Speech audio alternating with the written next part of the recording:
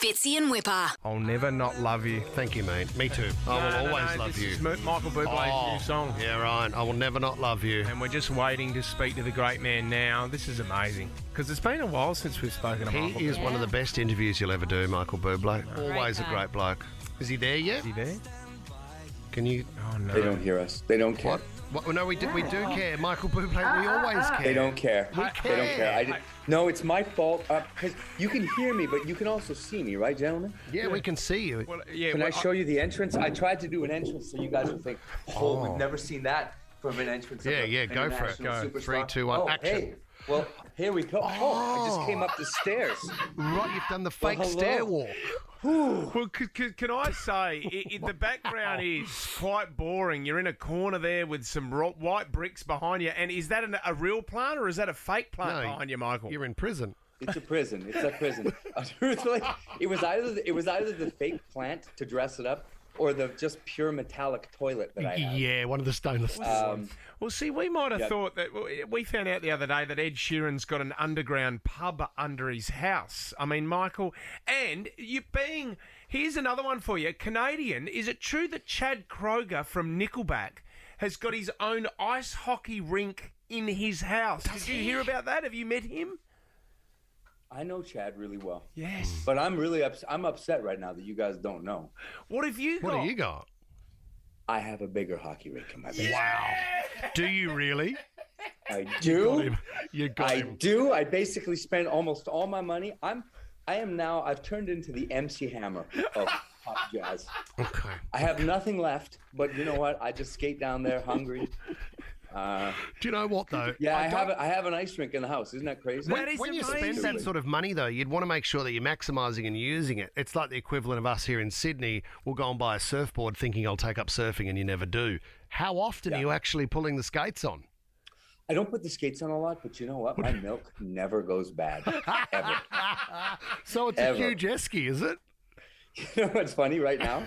There's no ice in there either. It's just a big cement floor because the weather is so crappy here Yeah. that I wanted to take my kids and have something. You know, we want to play and you go outside. It's cold and rainy. Yeah. So I took out the ice so they could go and we could have their friends over and play footy and stuff like that. This is But what it's coming back in the next couple weeks. This is what I love Multi-purpose. about you, but see, the best thing about you, Michael Bublé, is you've always been grounded, even with your career and getting bigger and bigger. But I would love to know, with something like that, with the mates, your friends that you grew up with, your childhood friends, when you get your first ice rink in the house, they're like, "Oh, come on, Come on, Bublé, mate." you're kidding yourself now. Like, what are you doing?" Are there any moments like that you've had with your mates that you've grown up? My friends are ruthless, man. They never ever. Everything I do, every record cover, every song is. They don't care. They just make fun. It's just ruthless. They just constantly make fun of me, you know? Do you? Can I ask as well? Ever. Because apparently Yeah. Leonardo DiCaprio, there's a thing that he does when he's finished a movie. It doesn't matter where he is in the world. He'll ring his 3 best mates and say, "You need to pack up. Tell work that you're having time off, and you need to come and meet me right now." It's entourage. Because I want to party. Like Yeah. it's time to do. When you, I think that's amazing. yeah, have you done that before with mates that you grew up with, Michael? Yeah, you know what's funny? I heard George Clooney gave all his buddies, his best friends, like $1 million in a suitcase or something. Wow. And so I What did you do? got gift certificates for Hungry Jacks. And What a great No. bloke. my friends are dicks. They're not getting anything. They're just lucky. I still love them. No, and they'll tell me that too, man. Do you know? Do you know what's funny though is and whenever you talk to somebody with your level of success, you kind of go, "My mates don't care about it. They don't care, and they're not interested." And then what happens is you grow up, your career continues, you have kids, and you go, "You know what? The kids will be into it. They'll love it." But nearly every celebrity is disappointed that their kids don't give a shit about what they've achieved. They don't care.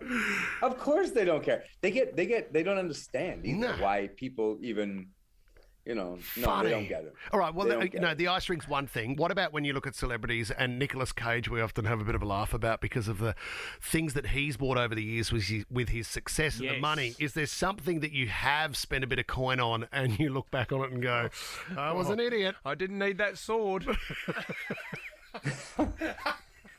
Yeah. You know what I did when I Didn't was buy a when dinosaur skull? When I just the first time I ever got any because I didn't have anything. Yeah.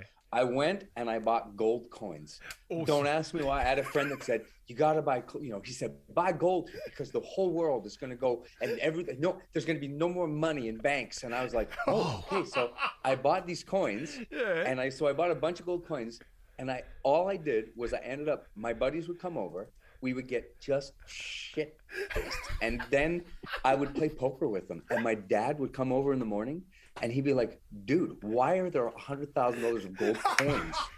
And they'd just be everywhere. And I was like, so Son, now you're a they're disappointment.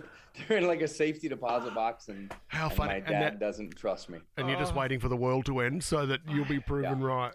No, I'm pretty pragmatic though, guys. I don't have like a fancy dancy anything. No. Besides the ice rink, that was the first thing I ever did that was like stupid like that. Do you know? I'm We, as punters, as everyday punters, I think we live our life through you vicariously to see, because you know what, you've never taken any of this for granted. But, even on this new album, you've got some Paul McCartney covers on there as well. And I was reading an article recently saying that Paul McCartney's manager rang you saying that we need to work together. Like, I mean, there must be moments like that where that blow your mind. I wish it was like that. But the manager basically said, we hear you're doing a record. Yeah. And there's a song Paul wrote called My Valentine. We think you'd do a great job at it. And that was it. They didn't want to work with me. No. They put that out there and said, we think you're a nice guy. Because I'd met Paul before. He's a beautiful guy. Yeah. Yeah. And then I was like, well, I love the song, but it would be great to have Paul produce. It could really help me. Yeah. And then I put together this demo and sent it to them. And then he called. Wow. And I was driving down Sunset. And this 404 number came up, and I said, hello. And this beautiful voice said, hi, it's Paul Mac. And I said, hey, it's Mike Boob. I didn't know what else to say. And but it was so cool. And he's everything that you hope and you wish that he could be. And he's a genius, man. He's a wonderful musician. He was just awesome. Working with him, you just learn a ton. Did you watch Get Back on Disney Plus? Did you watch? I just said this. Oh my gosh! The first time last night I put it on. Thank God I didn't watch it before I worked with them. Yeah, I know. I would have just passed. So as a musician watching that and watching the Beatles work together and John and Paul working together and how they were the song Get Back, like how Paul was just riffing with Ringo and George there. Is that not just... And at that moment, you're thinking, they're just coming up with another song, not knowing how significant it was going to be in the future. Mm-hmm. As a musician watching that, does that just blow your mind, Michael? Yeah, it blows your mind. But that is how it works, right? Yep. I mean, what blows my mind is that they captured those moments. Because I've had those moments. The problem, I'm glad people didn't capture them. Like when I wrote Home, I was in like a shower. And so it wouldn't have been as sexy seeing a potato guy... Scrubbing his pits. A little fat dude going, and I feel just like so. It was. It's cool to capture it, but that's how it works. You guys are. I mean, we are. I mean, you're gonna laugh at me, but you guys, we're so similar. We're identical. Our jobs are always to paint pictures in people's minds and to let them use their imaginations and we build stuff. And I love being stupid and entertaining. And I don't care what I build. I don't care if it's songs or if I'm doing TikTok I love making stuff and I love, it entertains me. Because when you meet someone like Paul McCartney, I would think I'd be hanging off every word, and you'd almost, because it's such royalty, especially in your field, you'd be thinking, what am I going to take from this? Yes. Like, did Paul McCartney share any secret of life where you went home and you went, oh, now I've got the key. I understand everything because the God of Paul McCartney just spoke to me. Well, thank God he did. I'm actually in the Illuminati now as well. So every interview, I just have to start with a triangle and an eye just to make. No, you haven't changed. You know what's really funny? So what's really funny is that I was so sensitive to his time, and I did not want to, so Paul McCartney, I don't want. So we did the thing, and I'm singing, and he's producing in the studio. I've got like 100 musicians around me, and I'm singing the thing, and the beautiful conductors conducting. And when we felt we had it, I said to him, thank you so much. I said, I think we got it, I think we're good. And he looked at me and he said, like, well, what are you, can I you want to hang? Do you want to stay and hang?" And I was like, "Yeah, of course." And he said like, "Oh, good. Like I thought you were kicking me out." I said like, "No, Sir Paul, no." Stay here and he forever. said, "Well, can I?" He goes, "Can I bring my wife to hang and listen?" And I was like, "Yes." It was so cool. You know what? Look, he's a human being. He's just a human being. And you're just awkwardly flirting with him. Yes. And it is weird because you do sit there and you have those moments where you're talking to somebody and they're talking to you, but you're just looking at them. Yep. Deep And you're just inside. going, oh my God. What am I going to say next? I love that. Yeah. I love that. Yeah. What a great story. This is so good, mate. It is so good. The new single, we're loving it here. I'll Never Not Love You. And the Thank new you. out is it? So High is going to be out at the end of March. Is that right, Michael? Yeah, that's right. The record's out, and then I'm going to come. I'm not allowed to tell you when the tour is, apparently. I'm not allowed to give firm dates. I'm coming home. Yes. I can't wait. I'm so excited. I hope I can come and visit you guys. Mate, we'd love you to Actually come hang in with here. you. Yeah, let's do it. Yeah, I can't. When you see me, then too, because it's going to be a little bit. Yeah. You wait, because I'm going to get so much Botox and stuff. I'm going to look good. I'm just going to look out for that Illuminati triangle. I'm not going to be able to come to do the Illuminati. I won't be able to move, but still, it's so good to be with you guys. We can't wait for you to arrive, We mate. love you, Michael Bublé. Actually, I love you more. How are you going? I mean, you showed us how you came into the interview, but how are you going to leave the interview? This is what we need to work out from prison. How you? Oh, my what? How you leave? How are you leaving? Oh, it's- leaving the interview. I invested in an elevator. Just because when you come in the stairs, that's fine. Yeah, but yeah. now, because I have the goods, and now I'm a very wealthy man, let me just. Good night, everybody. Thank you See you, guys for mate. having me. And All the best. down he Okay, goes. take care.